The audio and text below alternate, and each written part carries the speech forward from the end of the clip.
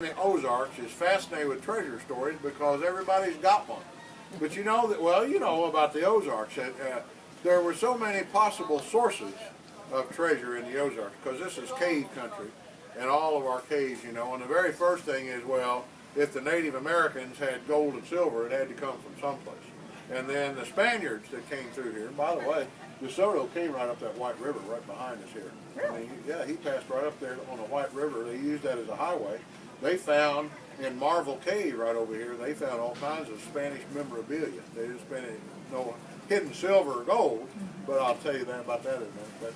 And then another source, a possible source for treasure, was from the Trail of Tears. And I know that's an odd thing to think of, but you see, all of those tribes that were relieved of their property out there were the victims of eminent domain, and they received payment for their land.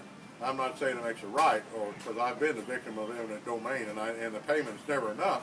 But most of those Native American tribes took their payment in gold or silver, and so there were always very unethical people waiting in the wings, just couldn't wait to get their hands to get that away from them as best they could.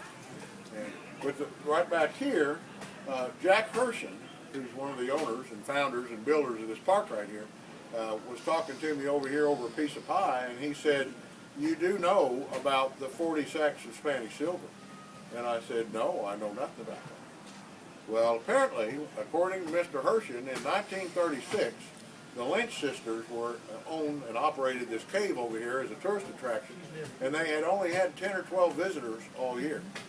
And here comes this guy with some kind of documentation, and he thinks he knows where there are 40 sacks of Spanish silver hidden around Marble Cave.